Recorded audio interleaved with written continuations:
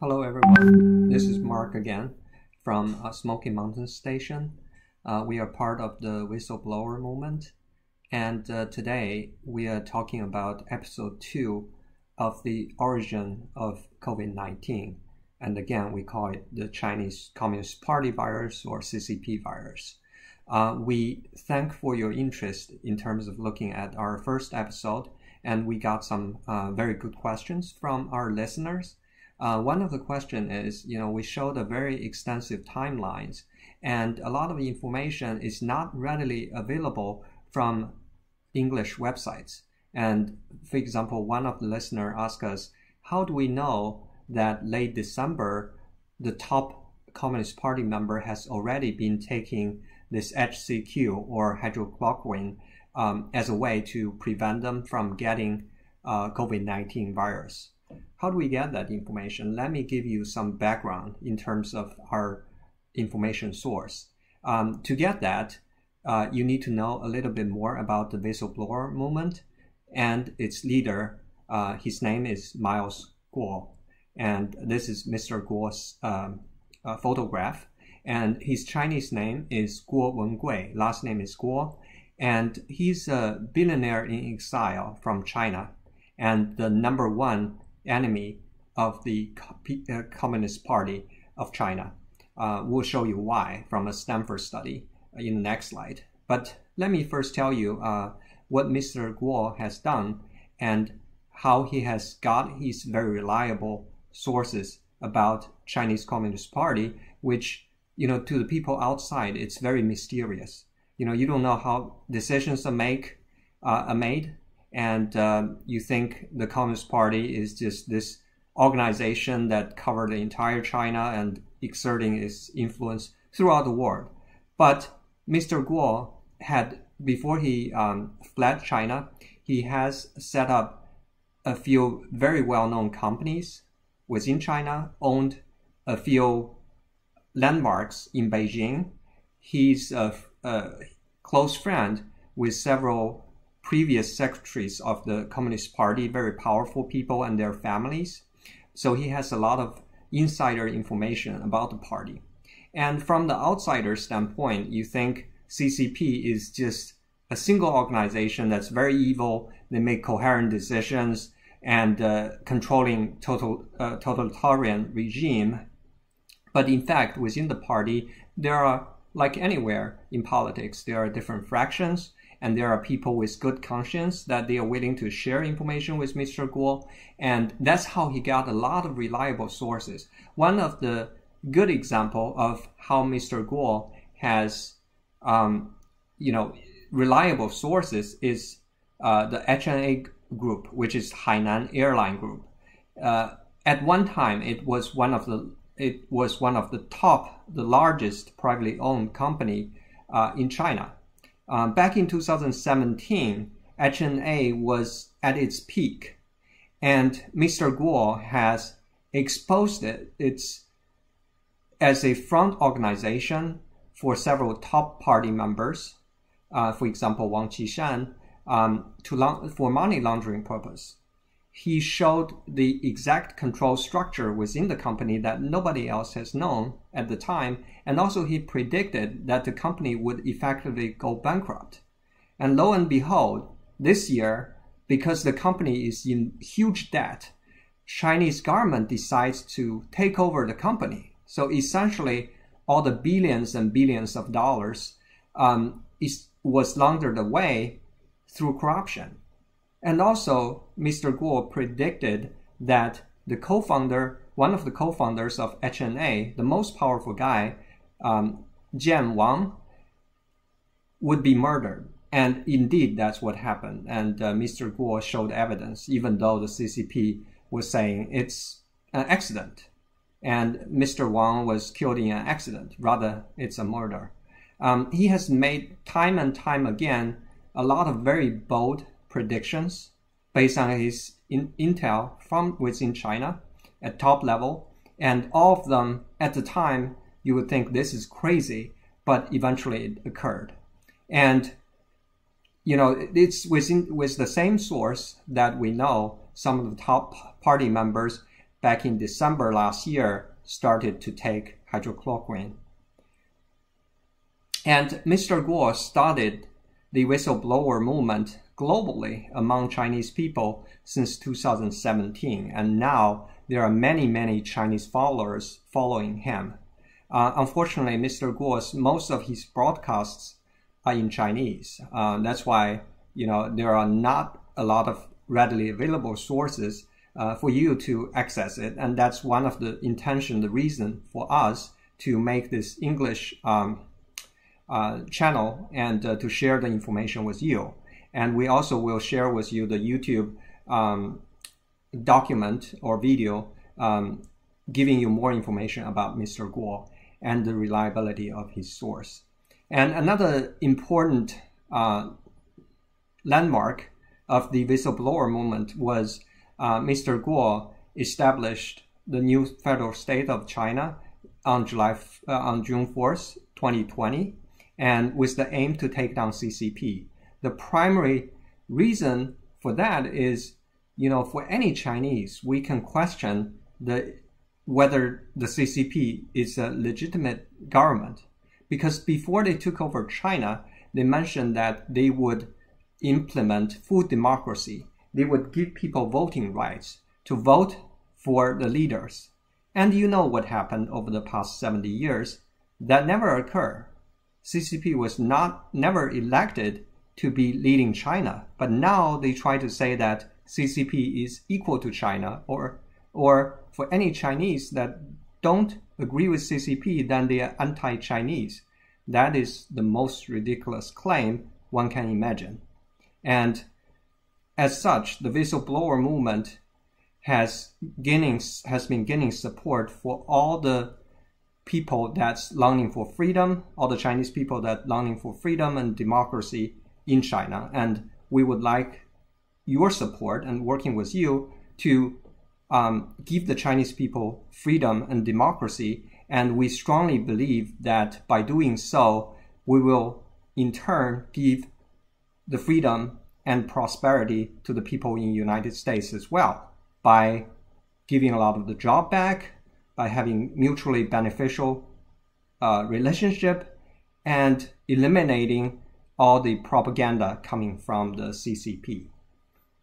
Speaking about the political propaganda, you probably know that CCP has built a so-called the Great Firewall around China. So meaning that within China, it's impossible and illegal to access a number of foreign websites, including Twitter, Facebook, and Google, as well as New York Times. There are many, many websites and information sources that the Chinese government doesn't allow the Chinese people to access.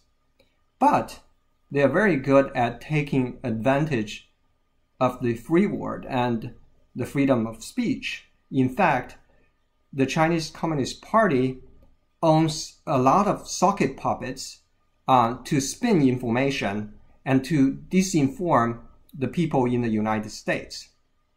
Take a look at this June 2020 study published by Stanford University. They identified many of these sock puppets, or we call it 50 cents or Wu Mao army, that would come out of the Great Firewall, of course, blessed by the Chinese Communist Party, hired by the Chinese Communist Party to disseminate incorrect information, trying to sway the people in the US. They go to Twitter, they go to Facebook and YouTube. They try to change people's mind.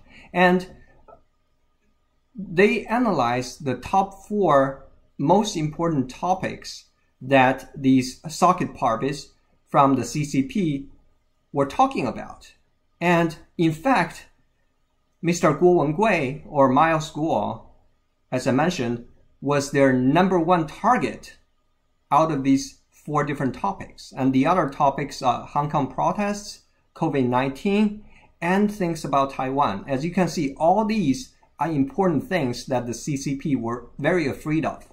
Now, let me ask you, if you think Mr. Guo did not have damaging information or damning information about CCP, why are they so scared?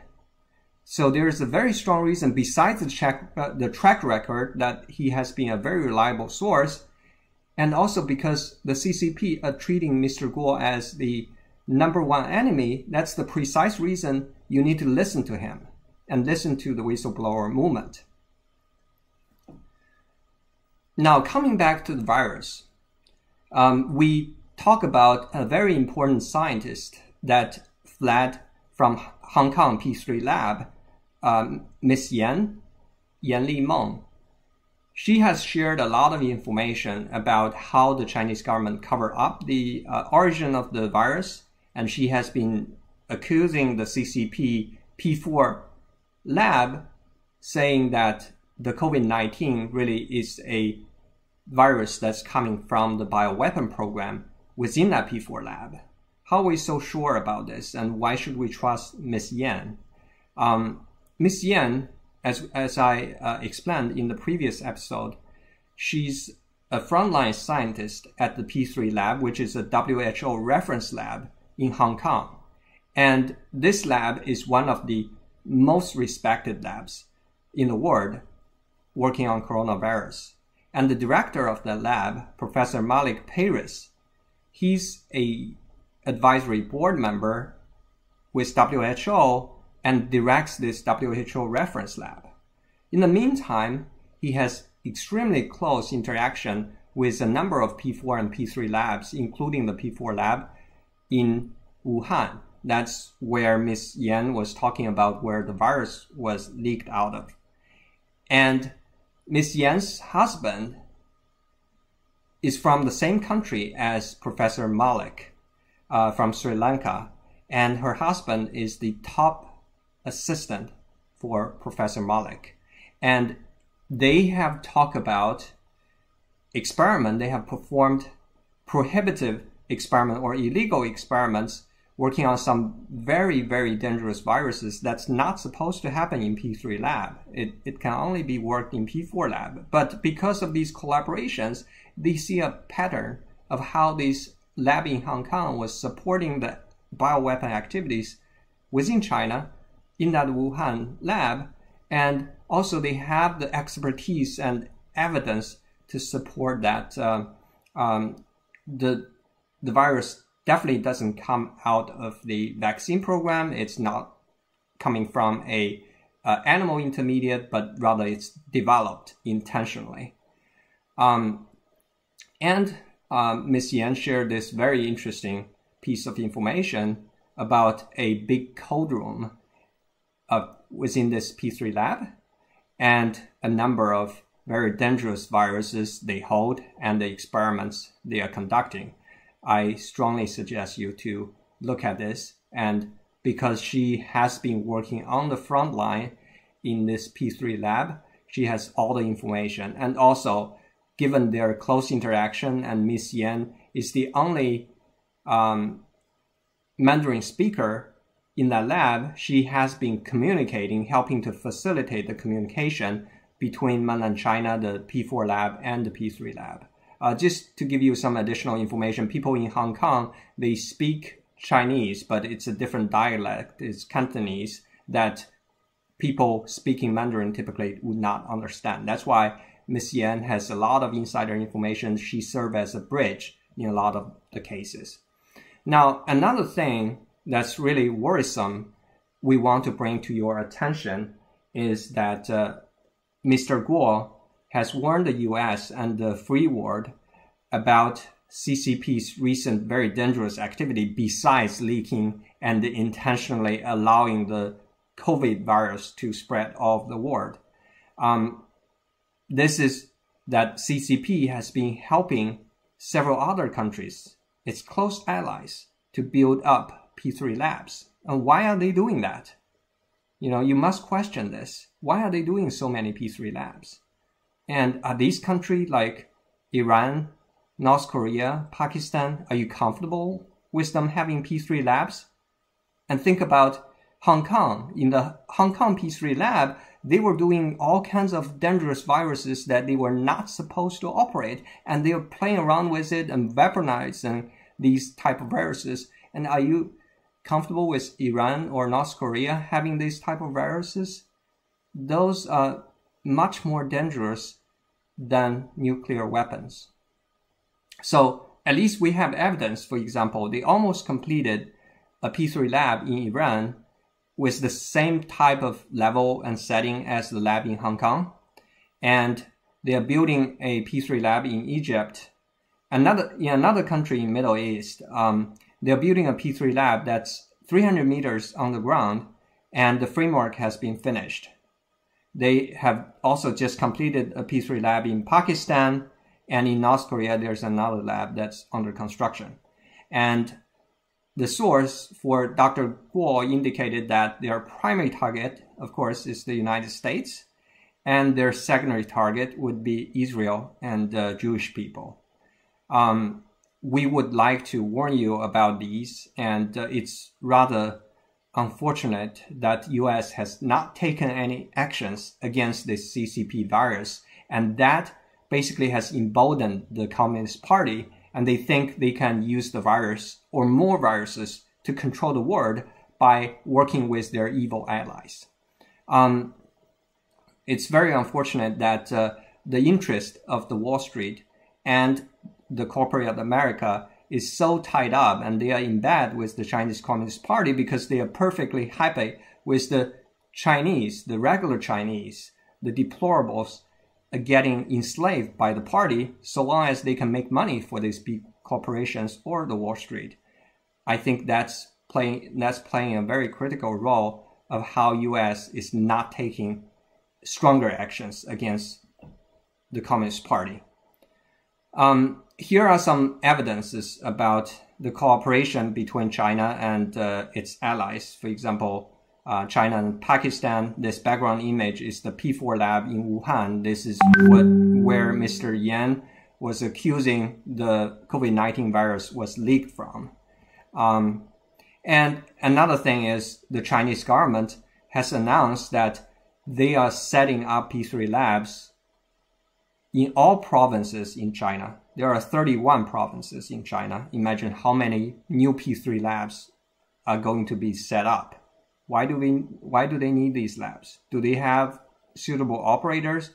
Don't tell me that they are all developing some sort of vaccines in these labs. You simply don't need that many.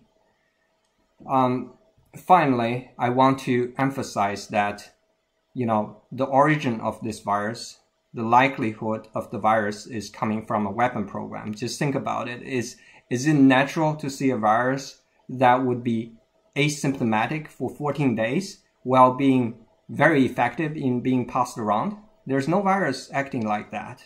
And also, it's very resistant to high temperature. Remember at the beginning, President Trump talked about over the summer it's going to disappear. Where did he get the information? I think it's from President Xi in China. He was providing the misinformation that the virus would go away because most viruses don't like the high temperature. But look at now. Think about, would it be likely for a naturally occurring virus to be this evil? Again, we, the whistleblowers, we are freedom-loving people in China, and we want free-loving Chinese people we are stationed in the United States, and we would like to work with the people in the United States. We believe that it's important we expose the source of this virus, and unless we dig out the origin of this virus, we won't be able to find a cure. We won't be able to stop the problem once and for all. Again, thanks for your attention.